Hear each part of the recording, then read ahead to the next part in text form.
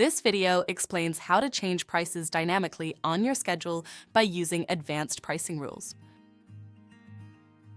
There are several ways to set prices on your schedule, ranging from simple to advanced. With fixed prices, you set an unchanging price for each resource, class, or service that you offer. When the price is based on a drop-down, you can set a different price based on a user-selected option. We have a separate video to explain this. This video is about setting advanced pricing rules, allowing you to change the price based on any pricing rule you can think of. There are many different possible applications for pricing rules, but some of the common examples are weekend or seasonal pricing, where you change the price dynamically based on the day of the week or during high season. Occupancy rate pricing, to adjust the price based on the number of spots available. And duration-based pricing, where you can, for example, add a surcharge for short rental or give a discount for longer stays. You can also use pricing rules for charging deposits and for tax applications. Setting up pricing rules differs slightly, depending on the schedule type used. We're going to start by demonstrating how to set up pricing rules for this type of schedule, called a resource schedule. The resource schedule is the most common schedule type, where users schedule an appointment or make a reservation within the time frame that you have set. On the dashboard, go to the configuration of the schedule for which you want to set up pricing. On the Resources tab, scroll down to the section Price. Select the option Depends on Date, Length, or Resource, and save the changes. Navigate back to the same place and click Set up Pricing. This is the page where you can configure the pricing rules. Let's start by setting a base price. For our holiday home example, the user can book any number of days, so it makes sense to calculate the price per day rather than per reservation. Now let's set both weekend and seasonal pricing. For the weekend, we increase the price by $25. To do this, select the drop-down behind Perform Action. Here you can see all the things you can do with pricing rules. For the example, choose Increase the price by and then enter the increase per day. In the next part, you indicate when to apply this action. Note that you can combine several of these conditions. On the drop-down menu, behind the weekday is, select one of and then select the days where the increase is applied. Now save the changes in order to add a second rule. Next, let's configure an increase during the holiday season. In this case, prices are increased by a percentage. Select that option and enter 50%. From the drop-down behind the date is, choose between. Now select a start and an end date. Notice that the condition for the weekdays are still there, and we need to remove that to apply the increase for all days during the holiday and not just the weekend. Now save the changes. You can now test the pricing rules directly on this page. First, select some days that fall inside the weekend, but outside of the holiday season.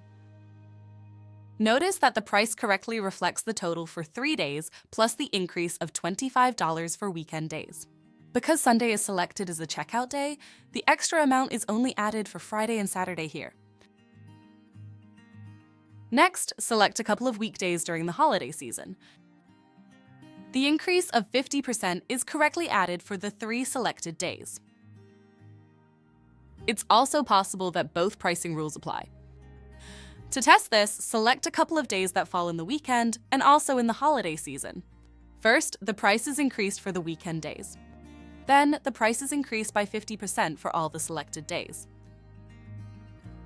Perhaps you now realize that the order in which the pricing rules are listed can be important. Therefore, it's possible to change the order of the rules. To demonstrate this, we change the order of the rules by clicking and dragging the rule. To see the result, save the changes. As you can see, the total price is now lower because the 50% is no longer applied to the higher price during the weekend.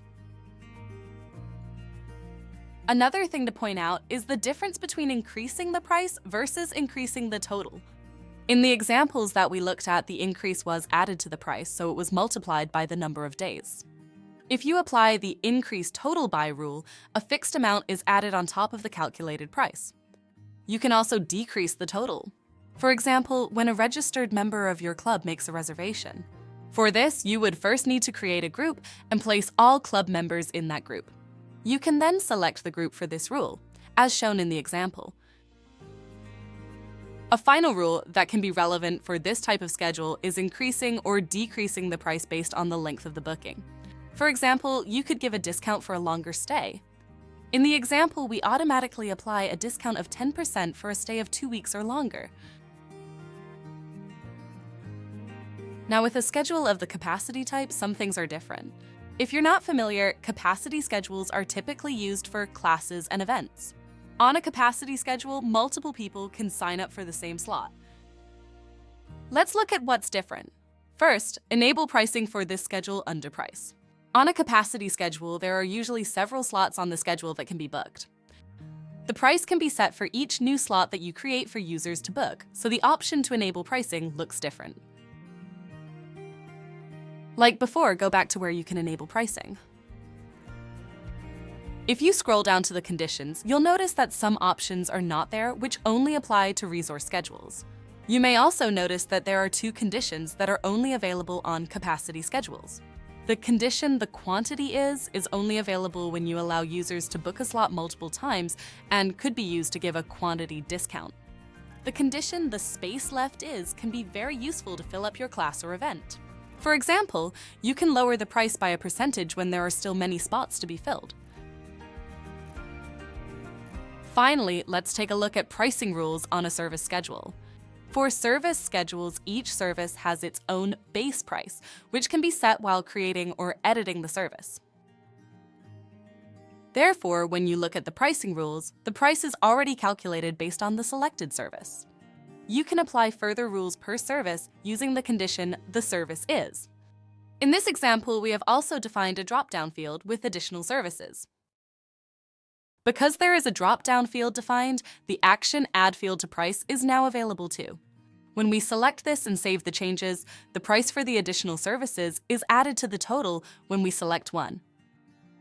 Note that such a drop-down is also possible for the other schedule types, not just for service schedules. To learn how to set this up, check out the separate video about this.